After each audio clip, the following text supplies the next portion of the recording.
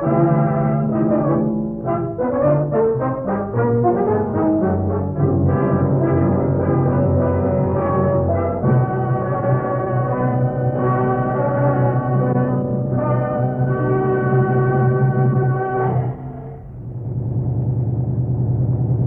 headquarters calling emergency hospital.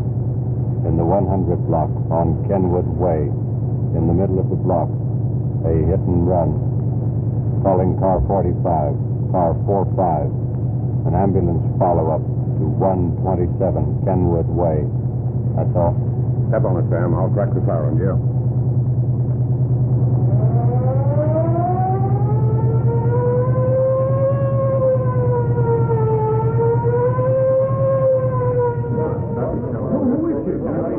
Here's the car.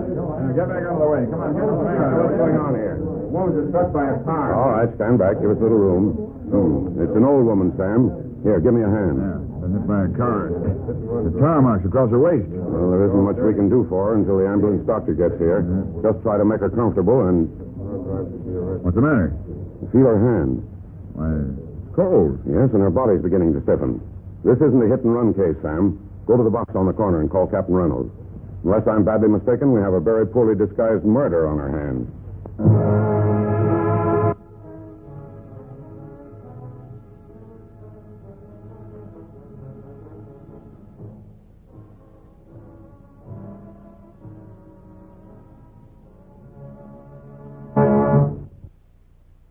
Sit down, Mac, and take it easy.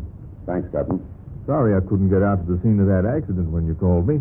I sent Perkins, but he says you're not satisfied with the investigation. That's right, sir. What's on your mind, Mac? Well, I know I'm not on the detective detail, Captain, but I've got some ideas on this case, and by all that's holy, they're right. What doesn't ring true? Everything. In the first place, when we reached the scene, the woman had just been found, and her hands were cold. In fact, the body was beginning to show rigor mortis. Well, perhaps she'd been struck down earlier in the evening. That doesn't fit either, Captain. Kenwood Way is a well-lighted street.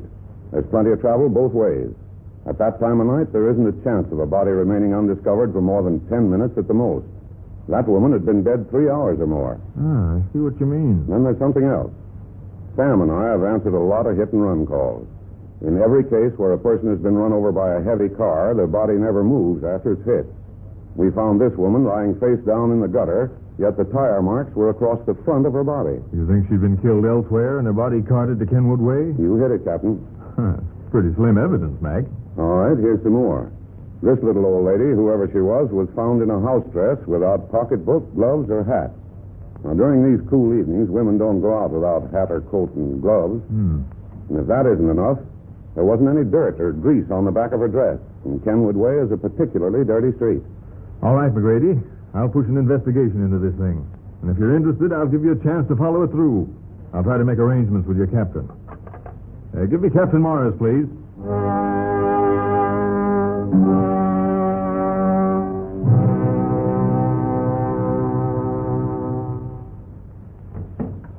Oh, come in, Mac. Anything new on the case? Well, nothing worth mentioning, Captain. I questioned everyone in the neighborhood, and no one has ever seen the woman before. No one seems to know who she is or where she came from. I got something, though, Captain. Of course, it may not be worthwhile, but anything that looks like a lead would be welcome to me. What's that? Well, a fellow who runs a smoke shop near the scene says that a big blue touring car passed up and down the street several times just before the body was found. He says the last time it passed his shop, it was traveling at a high rate of speed. All right. Put a pickup out on the car. Did you get a good description? Not very good, but it'll be enough to go on. It's all we've got, Captain. No, Mac. It isn't all we've got. No? No. Dr. Smith found a concussion on the side of the head that he said might have caused her death. He said it bore all the earmarks of a blow from a sandbag. Now we're getting somewhere. If we only knew who this woman was. Well, I have an idea that we'll know that very shortly. There wasn't a shred of identification on the body, but the morgue attendants filed a ring off the woman's finger, and it bore the inscription, "To Jesse from James, 1879. I gave the news to the afternoon papers. There isn't much to go on. But it brought returns as soon as it was published in the paper. You know Frank Egan? Oh, the fellow who was once hired by the city as public prosecutor? Yeah. Called me up about 10 minutes ago. Said he saw the story in the paper and went down to the morgue to identify the body. He thinks it was hit and run. He's coming up here in a few minutes to give us a lowdown. What's Egan doing now? Oh, only private practice as far as I know. He's a good lawyer. But a bum sport. I was in Judge McKinney's court one time when Yes? Frank Egan is here to see you, Captain. Oh, good. Show him in. Yes, sir. This way, Mr. Egan. Yeah, thanks. Hello, Captain.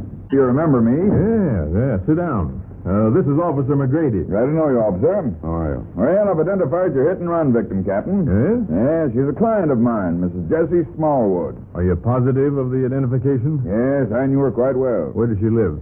Over on Trenton. I think the number is 1621. She's been a client of mine since her husband died. She hasn't a living relation, not a soul in the world. Too bad. Fortunately, she left enough money to cover funeral expenses. I'll make the necessary arrangements. Not so of course. fast, Egan.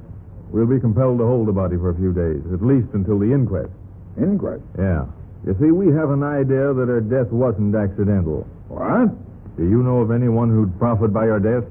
I know.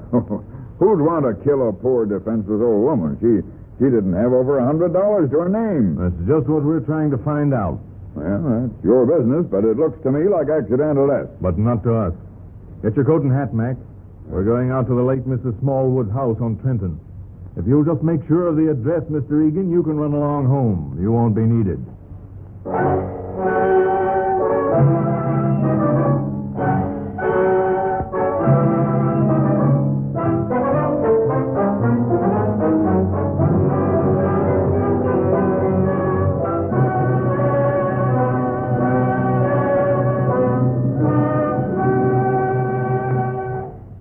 This is the house, Captain. Yeah. The door seems to be bolted on the inside. Let's try the back door. All right. Say, I'll bet there's a door connecting the garage with the back part of the house. Looks like it, Mac. Try the garage door. Yeah. Right. It's locked too, Captain. Now let me try this key. There we are. You'd make a good cracksman, sir. I might try it someday. This garage is clean as a pin. But since Mrs. Smallwood didn't have a car... Look out. Don't step there, sir. What do you see?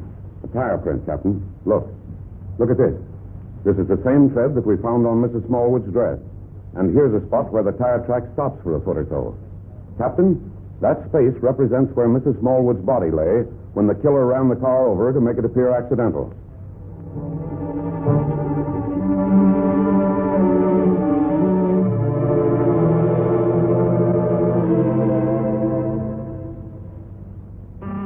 Yes? Owens and Rivers got a lead on that car. They found it parked over on Adams Street. They're bringing a guy in. Good. Send them in as soon as they arrive. Oh, Mac, you can lay off that phone a minute. Here's something new. What is it, Captain? Owens and Rivers just ran that big blue car down. They're bringing the driver in for questioning. Now we're getting somewhere. Who's the guy? They didn't say. What'd you find out on the phone? Well, I called every insurance company in the book. One of them reported that Mrs. Smallwood recently took out three $5,000 policies on her life, each carrying double indemnity in case of accidental death. There's our motive. Who was named as beneficiary? They're looking that up. They said they'd call back around 6. Come in. Here's the driver of that car, sir. Oh, good. Come in. I'm Captain Reynolds. What's your name? Ed Buck. Do you own the car that officers Owens and Rivers found you in? Yes, sir, but... Where do you work, Buck? For the city. I'm a fireman. Where were you the night before last, between 6 and 12 o'clock? Well, that's what they've been trying to tell you. I was on duty. I went on duty at 6 that night until 6 the next morning.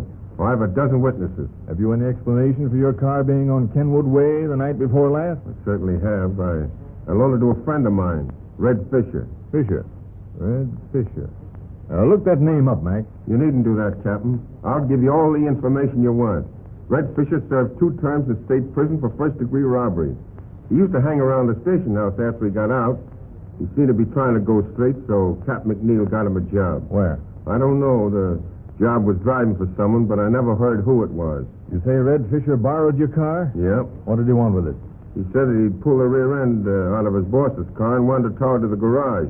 How long did he use it? I don't know. I gave him a note so he could get the car, but I don't know what time he brought it back. It was there the next morning when I went home. Did you have any witness to Red Fisher asking for your car? Yeah.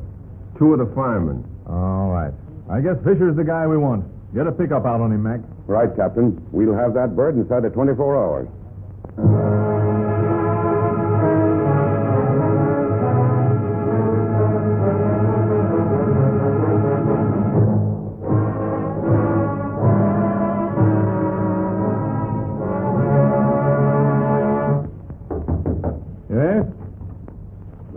just brought Red Fisher into headquarters, Captain. Good work. His mouthpiece is with him. Who is he? The mouthpiece is Frank Egan. Egan, huh? Bring them both in. Yes, sir. Send a stenographer in here. Here's the prisoner and his lawyer, sir.